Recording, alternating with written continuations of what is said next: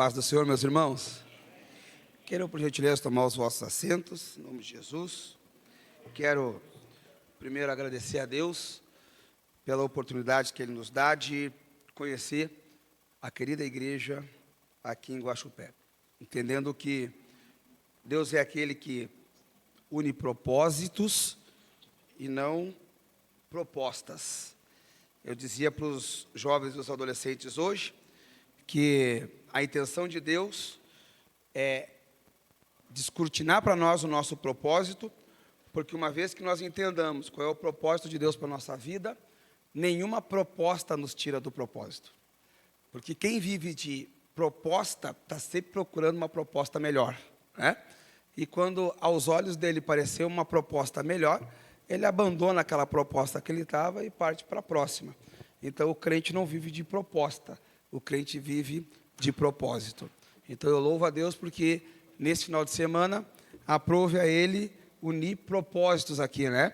E o propósito dele nesse ambiente é que nós venhamos cada vez mais aprender da sua palavra no seu tempo. Então fica aqui a nossa palavra de gratidão pelos pastores que aqui nos receberam, o canal de bênção que foi o irmão Wellington, né? Que nos convidou, e nós ficamos muito gratos a Deus por poder estar aqui, aos companheiros que estão palestrando, companheiros da casa, pastor Alexandre, pastor Daniel, os pastores que estão chegando, são muito bem-vindos, né? E a gente sabe que esse ambiente é um ambiente de construção. Já tivemos um período bom com os nossos jovens e adolescentes ali, e entendemos que Deus é aquele que faz o infinitamente mais. Eita, tá lá, ó, tá ok. Vamos para a nossa temática. Página de número 22. Página de número 22. Pode passar o próximo slide? Que eu vou passar direto isso aqui. Como nós temos um tempo resumido. Aí, eu quero, antes de começar a falar, apresentar meu primeiro ministério, né? Essa é minha casa, eu e a minha casa servimos ao Senhor. Tá? Então, eu quero apresentar meu primeiro ministério, ali está eu no meio, uma das netas, está desatualizada essa foto, minha esposa do lado de vocês aí, né, o direito, e aí, na sequência, meu filho mais novo, o meu filho do meio, do outro lado, a minha filha, com 21, meu filho mais velho e minha nora, né? Então, eu levei a sério o crescer e multiplicar. Quando me disseram que não era para fazer isso sozinho, eu já tinha resolvido, né, o negócio. Então, chegaram tarde. Mas vamos lá. A temática de hoje, então, nós vamos falar um pouquinho sobre essa tarefa, essa missão, que foi, eu digo de forma equivocada, muitas das vezes a gente pensa, dada à igreja. Eu tenho na percepção que, na verdade, é o contrário. A grande comissão não foi dada à igreja, mas a igreja, ela existe por conta da grande comissão. E quando a gente tem essa visão, a gente começa a mudar um pouquinho o nosso olhar. Porque uma coisa é eu pensar que eu tenho uma missão e essa missão é enfadonha. Outra coisa é eu entender que eu só existo por causa dessa missão. Então, quando nos é colocado a missão, muitas das vezes nos aparenta ser algo imposto, algo que eu, mesmo que eu não quisesse, eu tenho que fazer. Agora, quando a gente entende que, na verdade, nós só existimos por causa dessa missão, nós não temos outra escolha a não ser louvar e agradecer o nome do Senhor Jesus, porque Ele nos formou por conta dessa missão. Por que eu digo isso? Porque a pregação já existia antes mesmo da igreja. Já existia a pregação. E o primeiro a anunciar a missão foi Deus. E eu coloquei ali, né, no Gênesis 3,15, está ali. E porém inimizade entre ti e a mulher, entre a tua semente e a semente da mulher. Esta te ferirá a cabeça e tu lhe ferirás o calcanhar. De quem Deus está falando? De quem? De Jesus. E qual é a missão da igreja? Anunciar quem? Jesus. Então a pregação já existia antes da igreja, a ponto que os anjos queriam fazer essa pregação. Os anjos queriam anunciar Jesus. Mas o que Deus fez? Não, eu preparei um povo para isso. Eu criei um povo para isso. Tem alguém que vai cumprir essa tarefa. Então, a missão não foi criada para a igreja, mas a igreja foi criada por conta da missão.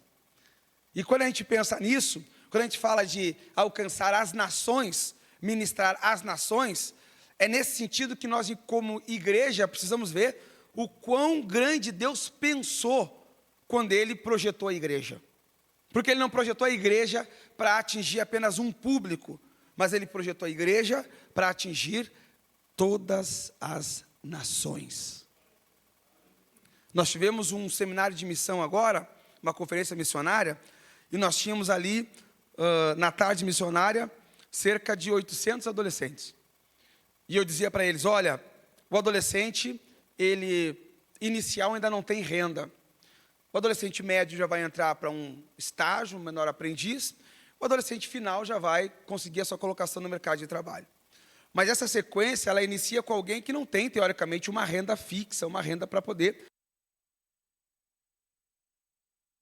Mas o adolescente tem decidir quando ele vai usar esse algo que esse adolescente vai dar, que é o quê? A sua vida. Ele pode entregar a vida dele para a missão. E a partir do momento que Deus entender que esse capital que está na mão de Deus, que é a vida desse adolescente, pode ser utilizado para a missão, Deus vai requisitar esse capital e vai dizer, bom, agora está na hora, eu já preparei esse capital, já investi nesse capital, agora eu vou usar esse capital de forma assertiva na minha obra. Quando eles entenderam isso, nós vimos uma multidão de adolescentes se jogando aos pés do Senhor Jesus, dizendo, eu quero doar a minha vida para a missão. Quando isso acontece, a gente como líder entende, opa, estamos no caminho. Mostrar para esse povo que eles foram criados para isso. A proposta de criação da vida deles é essa, anunciar a todas as nações. Só que para isso, a gente precisa de preparo. Nós não comunicamos a ninguém sem nós termos um mínimo de preparo. E nós estamos desde sexta-feira nos preparando para melhor anunciar esse evangelho. Pastor Sérgio começou falando aqui a respeito de algo extraordinário. E a gente viu nas plenárias que Deus foi construindo na nossa mente uma narrativa para que a gente pudesse, no tempo oportuno, ser lembrados pelo Espírito Santo, conforme o pastor Alexandre falou aqui, das competências da memória, né? Acionado pelo Espírito Santo, para a gente lembrar daquilo que a gente aprendeu e colocarmos em prática e não sermos apenas bons ouvintes, mas sermos também praticantes. E aí no processo de aprendizagem que o pastor Alexandre trouxe, ele frisou por algumas vezes, não sei se vocês observaram, o quanto que nós aprendemos lendo, o quanto que nós aprendemos ouvindo, e o quanto que nós aprendemos praticando. Então, precisamos nos preparar para essa missão. As nações estão abertas para nós, mas nós precisamos nos preparar. As estatísticas apontam que o Brasil, se Jesus não tardar mais tempo, será o último grande celeiro de missionários para o mundo.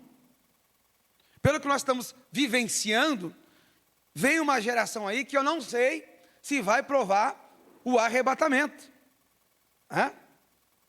Vem uma geração aí que nós estamos observando que, por estar distante do projeto que Deus colocou como igreja, talvez não experimente o arrebatamento. Por isso que nós temos que correr para anunciar o evangelho, para que esses que estão dispersos da mensagem que é, Jesus está voltando. Para esses que já não ouvem mais nos púlpitos das suas igrejas, Jesus está voltando. Possam ouvir o anúncio da grande mensagem, e creio eu, a grande última mensagem da história da humanidade: Jesus está voltando. E nós estamos tão adormecidos em nós mesmos, que muitas vezes já não suscita nem em nós mais nada, quando a gente escuta, Jesus está voltando. A gente falar Jesus está voltando e nada, muitas das vezes, é a mesma coisa. Parece-nos que foi o tempo em que nós dizíamos: meus irmãos, a igreja precisa se preparar. Por quê? Jesus está voltando. E o povo entendia e dizia: meu Deus, é verdade, pode ser hoje. E nós cantávamos, né? Pode ser hoje a volta do rei, né? Pode ser hoje a volta do rei. Tudo nos mostra, né? Cadê esses hinos? Cadê essa mensagem? Hoje nós temos verdadeiros mantras, né? Você canta lindo, lindo, lindo, lindo, lindo, lindo, lindo, lindo, né? E fica naquele mantra. Aí você vai para casa, ele é lindo, lindo, lindo, né? E ficou nisso aí. Gente, há uma mensagem a ser pregada nessa última hora. E há um povo que Deus escolheu para pregar essa mensagem. E a mensagem não é outra na boca da igreja: Jesus está voltando. Só que para isso, vamos nos preparar. Eu gosto muito da fala, que no meu tempo, né? Como se essa pessoa já tivesse morrido e ela não possa fazer mais nada. Se está viva ainda, puxa o ar aí, puxa aí. Então ainda é teu tempo. Ainda dá tempo. Se você está puxando o ar no teu pulmão, é porque ainda há tempo. Mas tem alguns que dizem: no meu tempo, né? No meu tempo. Não precisava nada disso. Para que esses seminários? Para que esses workshops? Né? Para que esse negócio? No meu tempo era abrir a Bíblia, lascar a palavra, o fogo pegava e Deus agia. Eita! Deixa eu perguntar, quantos do teu tempo ainda existem? E quantos do teu tempo estão na igreja com toda a sua família e podem dizer: eu e a minha casa servimos ao Senhor? Quantos do teu tempo estão na igreja sadios? Sadios. O tempo mudou. A palavra é a mesma, mas o tempo mudou.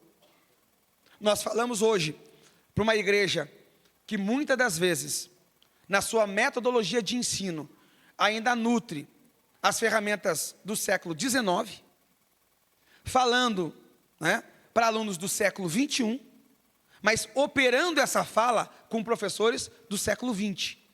Então, o método ainda é do século XIX, os alunos são do século XXI, e os professores do século XX. Como é que nós vamos homogeneizar isso? Eu tenho como trocar o aluno?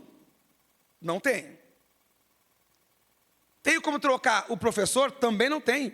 São aqueles que estão aptos, né, para ensinar. O que eu posso mudar então? O método. No que eu posso mexer? No método. Só que para mexer no método eu tenho que conhecer o método antigo. E qual é o grande problema? O problema não é mexer no método. O problema é você não conhecer o método antigo para fazer as adaptações para o método novo. Esse é o problema.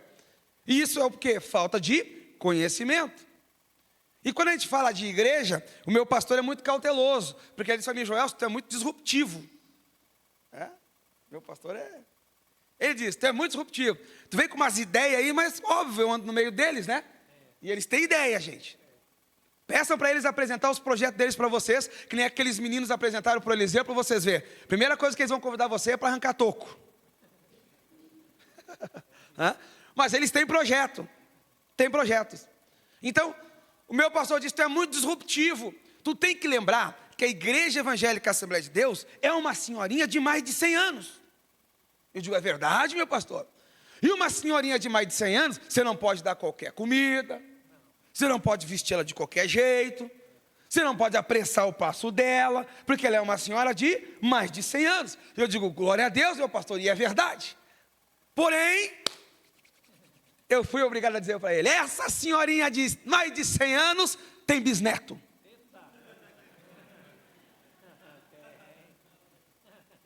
E a minha pergunta é: essa senhorinha de mais de 100 anos quer que os seus bisnetos frequentem a sua casa? Porque se ela quer que os seus bisnetos frequentem a sua casa, ela não pode ficar apegada àquela partelinha de bibelôs. Não mexe aí, meus bibelôs, vai quebrar. Ela vai ter que adaptar a casa dela para a frequência dos bisnetos, que são um furacão.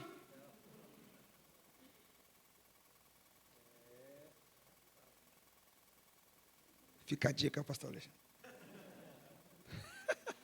Por isso, irmãos, que nós estamos nesse processo de adaptação da casa dessa senhorinha de mais de 100 anos. Seminários como esse é uma forma de nós estudarmos como melhor nós vamos adequar essa mobília dentro dessa casa, para que esses bisnetos possam frequentá-la sem causar dano a essa casa, e serem acolhidos por ela, e entender que fazem parte da família, são bisnetos, e a bisavó ama ter eles junto dela. Então entenda, esse momento, ele é extraordinário para nós, e por isso eu louvo a Deus, e nós precisamos estudar, precisamos buscar mais conhecimento. A gente vê, pastor Alexandre, que quando o senhor fala em neurociência, alguém olha assim, isso é coisa de homens, isso é coisa de homens, eu quero é a palavra.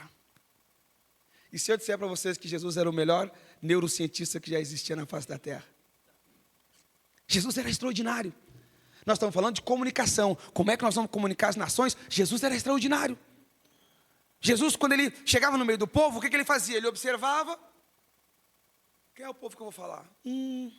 São os agricultores. Ok. Aí ele dizia, meu pai é o lavrador. Daqui um pouco ele mudava do público. Ia lá para o meio dos pastores. Neurolinguística. Né?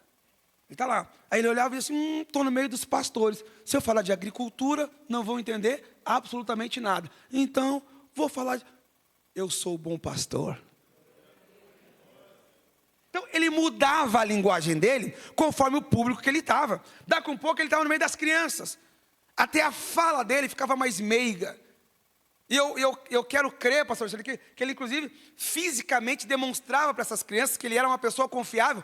Talvez chegando no nível dessa criança, dizendo, deixai vir a mim os... Não impeça-os de entrar, não impeça-os de vir a mim. Então, Jesus, conforme o público que ele estava, ele mudava a sua linguagem, ele adaptava a sua linguagem. Mas nós, que somos mais entendidos que Jesus, perguntamos, para que ter trabalho de criança? Para que ter classe separada de adolescente? É que a gente sabe mais que Jesus. Para que ter 5 revistas da área infantil, 3 da área de adolescente e 2 da área de adulto na CPAD? Para que isso, pastor? Só para vender revista.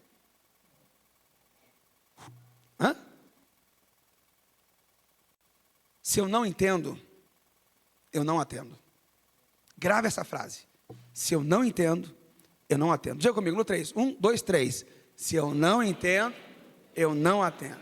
Então, vamos lá. Antigo Testamento vai nos mostrar mais ou menos como Deus quis comunicar ao povo quem ele era e a sua palavra. Aí eu coloquei aqui, né? Antigo Testamento, os meios. Pode voltar, volta só um pouquinho. Volta mais um pouquinho. Volta aí de novo para aquela. Isso aí. Os meios de comunicação e cultura do povo de Deus. No Antigo Testamento, a comunicação da palavra de Deus se dava de forma oral e escrita. Ok, pode passar. Aí tem lá, a cultura hebraica valoriza a transmissão oral. Os pais ensinavam seus filhos no ambiente, olha aqui, no ambiente doméstico. Antes de existir a escola, já existe uma coisa chamada família. Antes de existir o ambiente escolar, a instituição escola, existe a instituição chamada família. E essa instituição chamada família, ela educa. Aonde? Em casa. Deuteronômio 6:6, conforme o texto que nós temos ali. 6:6, 6:7. E já foi mencionado. E estas palavras, olha só, e o termo intimar, ele não é um termo comum. Quem intima, ele intima porque ele tem autoridade para tal. E o texto está dizendo que nós vamos intimar aos nossos filhos. Ou seja, é de forma compulsiva. Eles não têm escolha. Criança, adolescente, não tem escolha. Vou dizer de novo. Criança, adolescente, não tem escolha. Mas irmão Joelson, ele vai ficar brabo comigo. Deixa eu dizer uma coisa para você. Se você não for maduro o suficiente para sustentar a brabeza do seu filho, quem está com problema é você. Eu preciso dizer isso. Porque eles esperam um adulto maduro. Só para você entender mais ou menos como funciona, eles têm uma ambiguidade, ou seja, um pensamento ambíguo. Eles pensam duas coisas ao mesmo tempo. Primeira delas, é desafiador para eles desafiar o adulto, mas é prazeroso. Quando eles desafiam o adulto e vê que o adulto se desequilibra, é um prazer, mas ao mesmo tempo é doloroso, porque eles sabem que esse adulto é quem sustenta, é quem alimenta, é quem protege. Então eles têm um pensamento ambíguo. E nesse pensamento ambíguo, o que ele pensa? Sou um monstro. Acabei de destruir o meu adulto. Porque ele projetou no seu adulto a sua dificuldade, e ele achou que ia ter segurança nesse adulto, e acabou arrebentando com esse adulto. Então ele pensou, sou um monstro. A sociedade não gosta de mim, a família não gosta de mim, a igreja não gosta de mim, ninguém gosta de mim, nem o adulto que deveria me cuidar gosta de mim, porque ele está todo arrebentado. Agora, quando o adulto, ele é suficiente, maduro, ele recebe aquela desestrutura da criança, desestrutura do adolescente, e mostra para esse adolescente, mostra para essa criança, eu estou inteiro. Qual é a próxima para nós resolver? Nesse momento, o que ele pensa? Não sou um monstro. Eu joguei as minhas ansiedades e alguém conseguiu acolhê-las. Nesse momento, ele começa a vincular com esse adulto. E ele começa a entender que esse adulto pode ser tanto o seu herói da infância, quanto o seu orientador da adolescência. E esse processo acontece aonde? Em casa. E há um processo psicopedagógico aqui, que está intrínseco no texto de forma extraordinária. Porque o texto vai dizer como que se faz isso. Como é que eu vou intimar a palavra nos meus filhos? Então, primeira coisa, não é no filho dos outros. Eita glória. A palavra diz, e delas intimarás a teus filhos. Tem muita gente preocupada com o filho dos outros, esquecendo dos seus. Falei.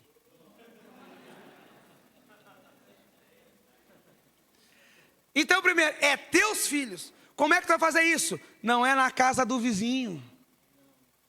É na tua casa, no teu ambiente. Olha o que a Bíblia está entendendo, que a tua casa é um ambiente seguro, que a tua casa é um ambiente que proporciona ensino.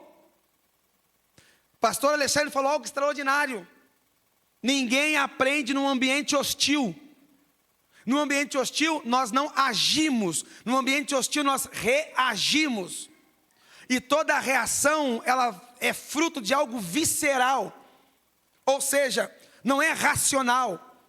Geralmente a nossa reação, ela é de forma visceral. Ou seja, a gente reage e depois, não devia ter feito. Eu podia ter pensado melhor.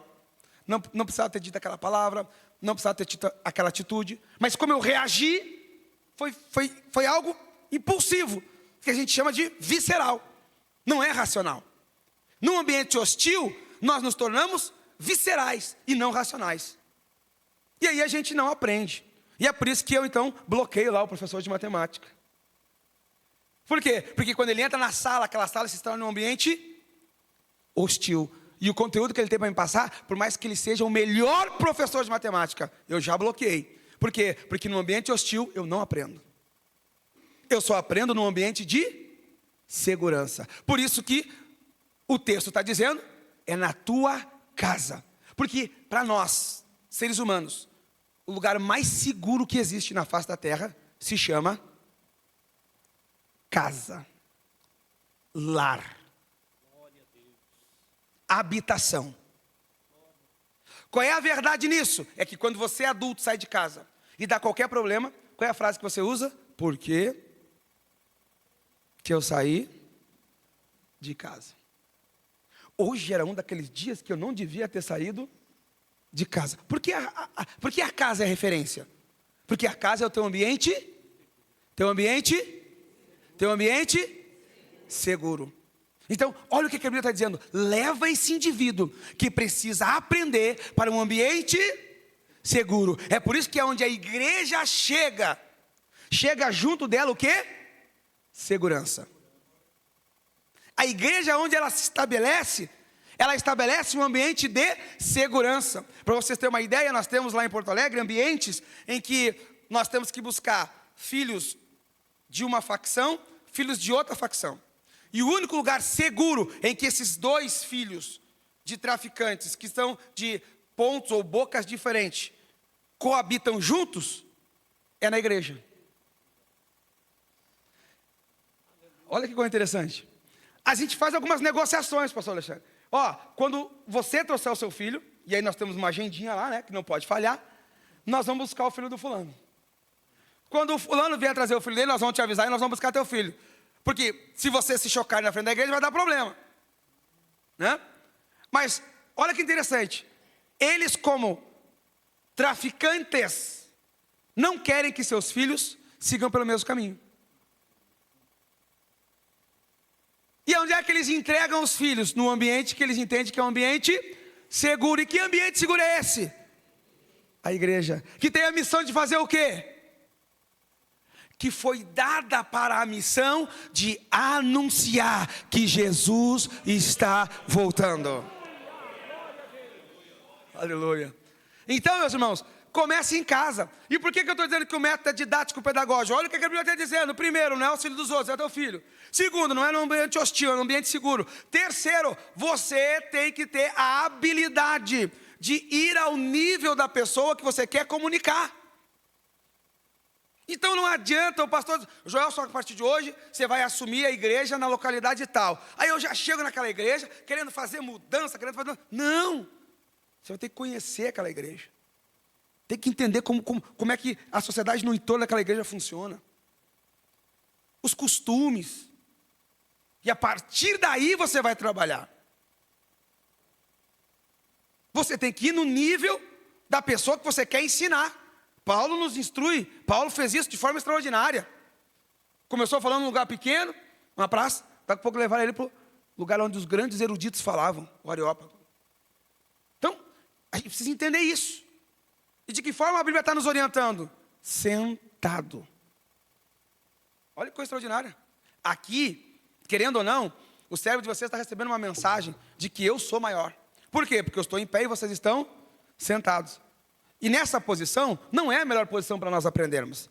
A melhor posição para nós aprendermos é a posição de estarmos em igualdade. Por isso que o texto que o pastor Alexandre fez menção em Colossenses 3,16, foi isso, né, pastor Alexandre? Né? Vai dizer o quê? Que a palavra de Cristo habite em vós. Então o assunto qual que é? A palavra. Aí fazendo o quê? Ensinando-vos, admoestando-vos uns aos outros. E aí qual é o método que vocês vão fazer? Cantando. Olha aí. É palavra expositiva? Não. Como é que é então? Cantando. Como é que nós vamos aprender uns com os outros? Cantando, está no texto. Colossenses 3,16. E agora? Mas é cantar qualquer coisa? Não, não é. Você tem que conhecer o contexto. Você tem que entender o contexto. Então o que nós vamos cantar? Aí Paulo organiza a liturgia do culto. Vocês vão cantar primeiro salmos, depois vocês vão cantar hinos, e depois vocês vão cantar cânticos espirituais. Então tem uma ordem no negócio. Não é essa cantarolazinha aí que a gente escuta por aí. Hã? Eu disse para os meus adolescentes, eu brinquei com alguém na mesa, não me lembro com qual dos companheiros que eu falei, que eu chamei alguns deles e vocês estão tudo disciplinados. E não, por quê, pastor? Estão tudo disciplinados. Por quê? Porque eu ouvi eles cantando um hino. Me ajude a melhorar, me ajude a melhorar. Eu sou humano e eu só sei. Você só sabe errar, meu irmão. E você canta isso de peito aberto. Me ajude a melhorar. E aí a emoção entra, pastor. Sozinho eu não consigo mais. Você não está pensando de cruz, você não está pensando em evangelho. Você está pensando nas tranqueiras que você pegou no meio do caminho, que não é que Jesus não mandou você pegar nada daquilo ali. Mas você foi lá e pegou as tranqueiras, agora está te dando um monte de problema. Aí você diz, me ajude a melhorar. Eu sou humano e eu só sei errar. Quer dizer então que você não nasceu de novo. Quer dizer que o que mentia não mente mais não funciona. É a história da carochinha. Quer dizer que aquele que roubava não rouba mais não funciona também. Você só sabe errar. Quer dizer que Jesus não entrou aí e não transformou. A cruz não tem poder para entrar e te transformar e fazer você acertar o alvo que é Cristo. Seguir a carreira que foi proposta, olhar para o alvo. Você não consegue fazer isso, você só sabe errar. Então tem que estar disciplinado. Está disciplinado. Não, mas isso é eu lá com a minha gurizada, tá, pastor Edson? Sou eu com a igreja aqui, é outra coisa. Temos que descer no nível deles, gente. É assentado. Quando eu me sentar aqui, olha o que vai acontecer aqui, ó. Nós estamos no mesmo nível. Se olhar para o pastor Alexandre, ó, estamos no mesmo nível. Olho no olho. Aqui é conversa. Não adianta eu vir aqui querer colocar os meus diplomas, minhas formações, não. Porque isso vai me engrandecer enquanto pessoa. Mas agora a minha capacidade de pegar todo esse conteúdo dos diplomas, da minha formação, e passar na linguagem que a pessoa entende, isso é louvável. Isso é louvável.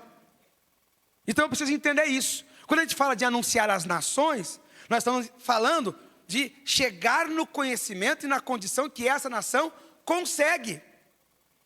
E para isso nós temos que nos preparar. Nos preparar. E começa onde? Começa onde? Começa onde? Em casa. E aí o pastor Alexandre falou algo extraordinário. Dormindo a gente não aprende nada. Não aprende nada. Mas o texto vai me dizer que dormindo a gente ensina.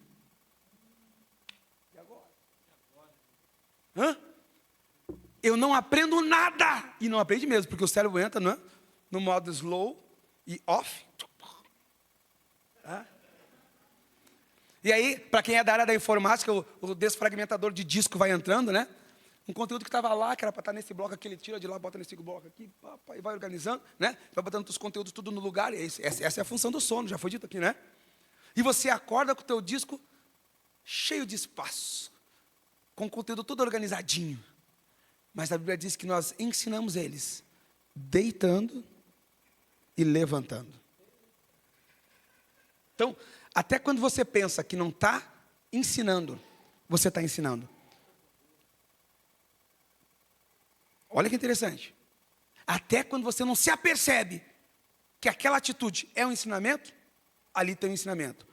Ou para fazer coisas boas, ou para fazer coisas ruins. Mas que tem um ensinamento ali, tem. Você decide que tipo de ensinamento você está passando. Por favor, próximo slide aí.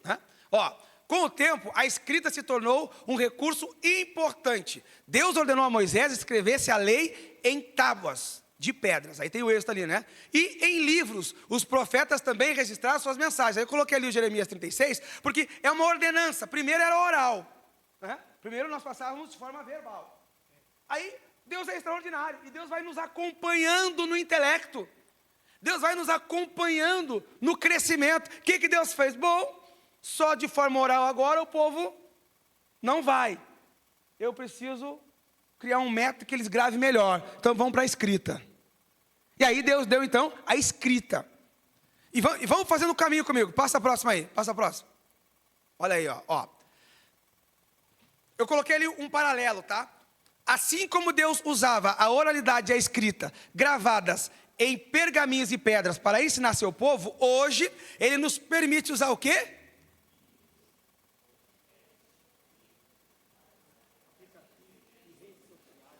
Para quê? Para quê? Então vamos lá, vídeos, podcasts, livros digitais, aplicativos, redes sociais. Se eu pegasse seu telefone celular agora, para olhar a sua rede social, será que teria uma mensagem de Cristo nela aí? Para quantos você mandou uma mensagem hoje na sua rede social? Ferramentas extraordinárias que Deus nos deu. O que antes era em pedra, o que antes era em pergaminho, hoje Ele está nos dando meios, ferramentas poderosas, que alcançam milhões de pessoas, num clique. Pode passar. No Novo Testamento, a expansão da mensagem com os recursos da época. Com a vinda de Cristo, olha que coisa interessante, e o surgimento da igreja, surgimento do quê? Surgimento do quê? A comunicação da boa nova se expandiu. De que forma? Rapidamente. Foi o que o pastor Alexandre falou. Foi no primeiro, segundo, terceiro, quarto século. E como é que essa mensagem se espalhou? De forma persecutória. Quanto mais a igreja era perseguida, mais a igreja desenvolvia tecnologia para pregar a palavra. Olha que coisa interessante. Quanto mais nós éramos perseguidos enquanto igreja, mais formas, mais meios de nós pregar essa palavra a gente descobria. Então a gente entende que a dificuldade, na verdade, é uma porta aberta para a novidade. Vou dizer de novo, a dificuldade é uma porta aberta para a novidade. Se alguém aqui está passando por dificuldade, entenda que Deus quer trazer o novo para você. É para você sair da conformidade. É para você renovar a mente. Para você fazer a metanoia, para você virar de direção. Sair do comodismo. Deus quer trazer algo novo para você. É por isso que você está sendo atribulado. Eita glória. Mas já precisava ser tanto. Depende do quanto você quer receber. Quem muito é dado. Paulo vai dizer, meus irmãos, a tribulação produz a paciência. A paciência o quê? A experiência. E a experiência traz o quê? Esperança. E a esperança não traz. Tem um monte de gente confuso. Por quê? Não foi atribulado. Quer deixar alguém seguro? Atribula ele. O que é atribular, meus irmãos? Atribular é isso aqui, ó. Tem algo aqui, ó, estático. Dá uma mexidinha. Ó o que acontece com a caneta, ó. Uma atribuladinha. Você não judia dela. Você não machuca ela.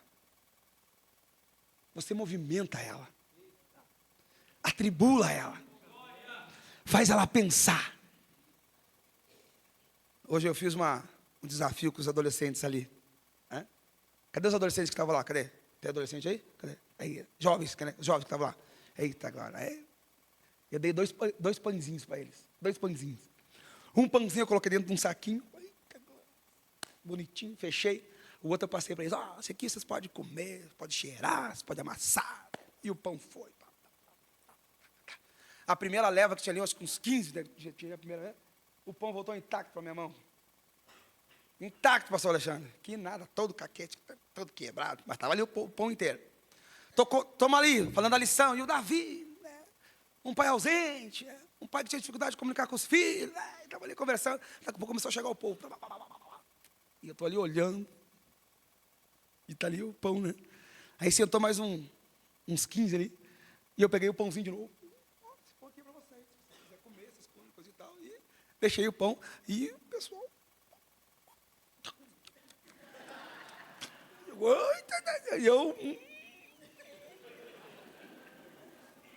Comeram.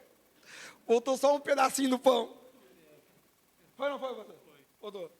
Tá bom, voltou um pedacinho, continuei dando a aula. No final da aula, eu fiz a célebre pergunta. Vocês querem esse pedacinho que faltou aqui? Todo, né? Ou vocês querem esse pãozinho que está embalado? Novinho. Ninguém meteu a mão, lacradinho. A hora que eu abri o plástico para dar aquele cheirinho de pãozinho. Aí nós chamamos o pãozinho que passou na mão de todo mundo de detestável. E o pãozinho que estava dentro da embalagem de desejável. E a pergunta que fica é: você quer ser detestável ou você quer ser desejável? Qual a aplicação? Que quem chega e não tem informação se alimenta do que não é saudável. Eita glória. Por isso que a Bíblia diz que o meu povo peca por falta de conhecimento. A gente come o que não é saudável. Mas tem algo desejável para nós. Passa aí, minha filha. Passa aí que eu quero. Passa aí que o meu... Ih, é? Cadê? Quanto tempo? É isso mesmo? Eu disse que o Elton, ele me ama, gente. Fez eu falar depois do pastor Alexandre, pastor Jamiel, Adriel, e à tarde depois do almoço. Está registrado. Passa lá, irmão, passa. Vamos para os últimos, então? Vamos para os últimos lá? Passa para o slide lá, que está o primeiro vídeo, então. Eu coloquei o material aqui, gente, na apostila, e eu fui passando por alguns pontos, né? Escrita, oralidade, né? E aí eu quero demonstrar para vocês que no tempo que nós estamos passando, esse aí, volta um pouquinho, mais um, volta mais um, aí, né? Vou pedir a ajuda da técnica ali para soltar o som lá também, né? Mas olha só, contemporaneidade, diga comigo, contemporaneidade. Não, fala mais rápido, 1, 2, 3, contemporaneidade. É só para distrair, porque depois do almoço, né? É isso aí. Não é trava-língua, tá, gente? Essa é uma palavra que existe no português, né? Que fala de contemporâneos, né? De vivermos no tempo igual, semelhante, né? Ou no mesmo tempo. Olha lá, tecnologia a serviço da missão. O que se diz hoje? Telas. Telas. Excesso de telas. Excesso de telas. Excesso de telas. Ok. Só que vocês já observaram que nos nossos eventos nós passamos 3 dias, muitas vezes, expostos a grandes telas. Grandes telas. Manhã, tarde e noite. E nós saímos dali edificados. Já perceberam isso? E aí a pergunta que eu faço, o problema é a tela? Ou é o conteúdo que eu estou consumindo nessas telas?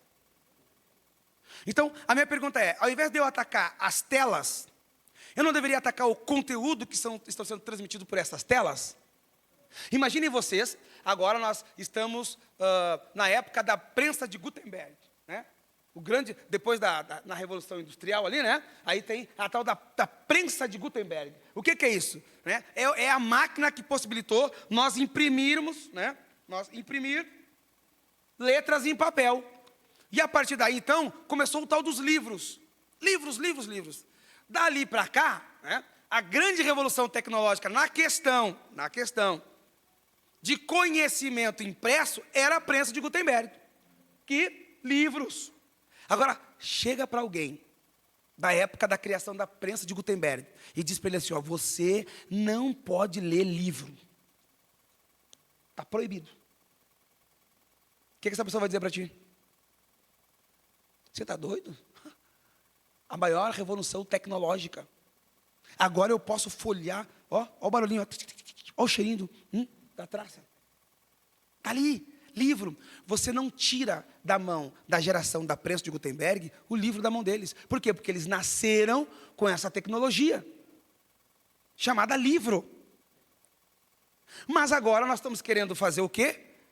Com a geração que nasceu na tecnologia, eles não têm referência de outra coisa a não ser tecnologia. E nós queremos simplesmente arrancar da mão deles a tecnologia. Como se isso não fosse inerente deles. E é por isso que nós sofremos uma resistência. Porque ao invés de nós usarmos o que eles são, tecnológico, para encaminharmos eles para o ambiente que a gente quer, o analógico, nós simplesmente arrancamos o tecnológico. E quando a gente apresenta algo analógico para eles, é mal feito. É mal feito. Por quê? Porque eu não entendo. Eu não sei que existe primeira infância, segunda infância e terceira infância. Eu não sei que na primeira infância existem alguns marcos do desenvolvimento que eu preciso atender, porque senão eu não atendo. Aí eu tenho essa criança que não é tecnológica, é analógica, mas o meu ambiente analógico não atende. E aí eles vão crescendo num meio virtual que atende todas as necessidades dele. E eu fico brabo, porque eles não querem vir para o meu ambiente analógico, que não oferece absolutamente nada. Eita glória. Ou a gente entende que essa senhorinha, bisneta, né, bisavó, tem bisnetos, e nós precisamos adaptar a casa dela, para que seus bisnetos frequentem sua casa, ou nós vamos perder os nossos bisnetos para outras bisavós. Do ladinho aí, ó, tem um monte de vovó de olho nos teus bisnetos. Eita glória, falei. Vivemos em uma era de informação, onde a comunicação acontece em tempo real, ultrapassando fronteiras fiscais e... Gente, meu Deus do céu, quantos escândalos na igreja. Meu Deus do céu. Gente, isso sempre aconteceu. Sempre aconteceu. Qual é a diferença? É que nós tínhamos tempo de arrumar antes de chegar na consciência do grande público. Porque a informação não era em tempo real. Não era instantâneo, mas sempre aconteceu. Qual é o problema agora? O problema agora é que aconteceu agora e todo mundo já sabe agora. E nós vamos ter o quê? Que nos adaptar a isso. Usarmos também as ferramentas que estão aprendendo para serem desinformados. Nós vamos ter que usar eles para eles serem informados. Eu trouxe um videozinho, que alguns de vocês já devem ter visto. Alguém disse, como é que nós vamos alcançar esse povo no meio digital? Criando conteúdo para eles, gente. É muito fácil você dizer, porque eles estão consumindo conteúdo digital com esses influencers. Tá, mas a minha pergunta é, cadê os influencers cristãos, verdadeiros, assembleianos? Cadê os influencers assembleianos? Porque a gente está vendo um monte de influenciador reformado. Tá, e cadê os pentecostais? Eu vejo o pastor Ciro ali de vez em quando. A canequinha, né? Quase que peleando sozinho. Cadê os pentecostais nas redes sociais gerando conteúdo para eles? É fácil a gente criticar. O difícil é criar. Criar. Então, se é nas redes sociais que eles estão, é lá que nós devemos estar também. A igreja vai aonde o povo está. A igreja vai aonde tem almas. E se a igreja não for, o pedófilo vai. Se a igreja não for, o aliciador vai. Nós estamos vivendo uma enxurrada de aliciamento de menores, via plataformas digitais, que alguns aqui não têm nem ideia. Gente, eles não conversam mais com palavras, é emoji. Emoji. Dependendo do coração, da corzinha do coração que você mandar a resposta para eles, vão olhar para você e dizer, irmã. Dependendo da carinha que você mandar para ele, ele vai olhar para Deus e gente, o pastor. E você todo aí eu estou mandando uma carinha, achando que está agradando, né? E está mandando um palavrão para eles. Por quê? Há uma comunicação, há um dicionário próprio, que a gente precisa se antenar. Se nós não entendemos, nós não atendemos. Dá para soltar? Tem áudio aí? Bom, gente, já sabem da minha saga, né? Poço, depois vendido, caravana, agora estou aqui, funcionário do mês da casa do Potifar. Feliz demais, salário aumentou. Não sei se é coisa da minha cabeça, mas a esposa do patrão tá vendo uns bagulho estranho, olhar diferente, jogando uma assim direta. Pior que me chama, mas estamos aqui para trabalhar. Pessoal, a mulher do patrão que tem de bonita tem que ser sem vergonha. Rapaz, falou que dei em cima dela, que eu nem tempo de falar nada e os homens já me prenderam. Aí, pessoal, estamos interpretando o sonho dos parceiros aqui, eles estão meio envergonhados, então pediram para eu não contar, mas é uns negócios doidos. E minha barba tá podre, né, gente? Tô parecendo meu pai Jacó. Gente, graças a Deus, hoje um dos nossos parceiros saiu, vai voltar a servir os vinhos lá pro Faraó. O sonho bateu certinho. Falei pra ele lembrar de mim lá fora. Cara, gente boa demais. Certeza que vai lembrar. Galera, tô meio sumido aqui das redes, mas estamos aqui 2 anos depois. O parceiro lá sumiu mesmo. Isso que dá ajudar os outros de graça. Galera, o parceiro lá lembrou da gente. Tô indo agora lá interpretar um sonho do Faraó. Ninguém vai conseguir, não. Um negócio lá com vaca magra e tal, não sei direito. Mas tô bonitão agora, não tô não? Gente, vocês não vão acreditar. Interpretei o sonho aqui do Faraó e ele falou que agora eu sou governador do Egito. Rapaz, vocês tinham que ver. Eu tive que guardar o celular, então não gravei, mas tô feliz demais. Gente, ainda não caiu a ficha. Do poço pro palácio. Ganhei até um anelzão de ouro. Mas é isso, deixa o seu like, comenta o que achou e bora ali organizar o Egito, que a coisa tá feia.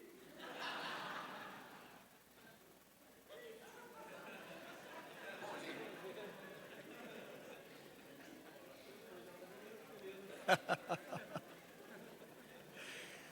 Comunica ou não comunica? Vou perguntar de novo, comunica ou não comunica? Depois de um vídeo desse, abre a Bíblia aí, gurizada. Quem foi José? Pá. Abre a Bíblia aí, gurizada. Quem foi Potifar? Pá. Estratégias. Nós precisamos aprender a usar estratégias. Essa ferramenta não é nossa adversária, é nossa parceira. A igreja tem que parar de dar as coisas que Deus deu para ela, para o diabo. Porque é a igreja que dá a tutela para o diabo. Programa radiofônico dos anos 30, é do diabo, radionovela, meu Deus do céu, queima esse negócio. Televisão, década de 50, 60, meu Deus do céu, é o caixão do diabo. Bota dentro do roupeiro lá no quarto para os crentes não saberem que o pastor tem. Internet, não, isso aí é infernet, não é. É do inferno, quem usa ela errada. E vai para o inferno também. Mas é internet. A gente entregou tudo isso na mão do nosso inimigo. E agora a gente tem que estar correndo atrás desse prejuízo. Olha a ferramenta extraordinária para nós evangelizar. Cara, olha só, a gurizada, é o seguinte, ó, manda lá para o teu gurizada no grupo. Lá, pá, pá, pá. E a partir daí nós vamos trabalhando com eles. Olha lá, YouTube, Instagram, TikTok, podcasts, lives se tornaram os púlpitos modernos. Talvez a gente não vá alcançar o grande público que a gente quer alcançar deste lugar. Mas existem púlpitos virtuais que nós vamos alcançar milhões se a igreja adaptar a casa da bisavó. Ô glória! Não é para demolir a casa, não é para arrancar marco, nada disso. Nós precisamos adaptar a casa. Lembrem que a proposta dos meninos lá do livro de Reis foi de mexer na escola do grande leão dos profetas. Vamos ampliar as tendas. Eliseu podia ter dito, vocês estão doidos, gurizada.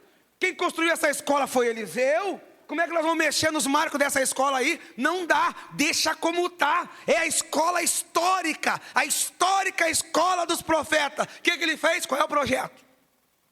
Dá a planta aí, irmão. Dá a planta aí, meu arquiteto. Para onde é que nós vamos estender? Para lá, para cá. Está aprovado, né? Tem aqui o responsável técnico, está assinando a planta. Pá. O que eles olharam? Não, mas a gente não vai se o senhor não for conosco. Ô glória. Eles têm projeto. Eles querem fazer. A pergunta é, será que nós estamos em condição de acompanhar os projetos deles? Porque eles têm a resposta das nossas perguntas. O que faremos? Como é que a igreja vai fazer daqui para frente? Eles têm a resposta. Como é que nós vamos trabalhar? Eles têm a resposta. Nós só precisamos dar a eles a oportunidade de nos mostrar. E nós só cortar as arestas. Isso pode, isso não pode, isso dá, isso não dá, mas o projeto é bom. E a hora que o ferro, né, cair na água, a gente pergunta, onde é que caiu? Eles vão dizer, caiu aqui, tá bom. Vamos operar um milagrinho aí e vamos de novo. Amém? Passa o último aí. Passa o último. Ó, olha esse aí agora. Pode soltar. Dá o play aí, meu sonoplasta. Me jogaram na cova dos leões. Se eu sobreviver, esse vídeo vai viralizar. Fé em Deus. Pessoal, tô aqui há umas horas já. E os leões nem um tchum pra mim. Acho que virei colega de cela deles. Mano, olha isso aqui, os bichos roncando. Eu achando que ia virar churrasquinho. E tô aqui assistindo o safari noturno. Galera, sobrevivi. Deus fechou a boca dos leões. Não tô nem acreditando. Já pode deixar o like aí, né? Porque essa foi tensa. Valeu, galera.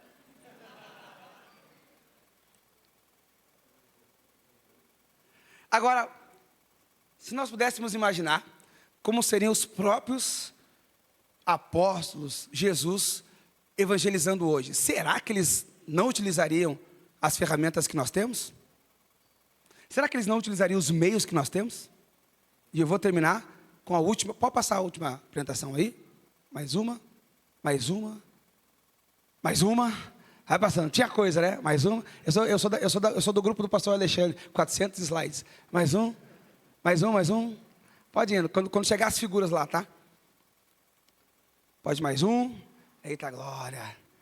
Isso aí tudo antes é fundamentação teórica para me mostrar isso aqui para vocês. Ó. Se eles pregassem hoje, segura.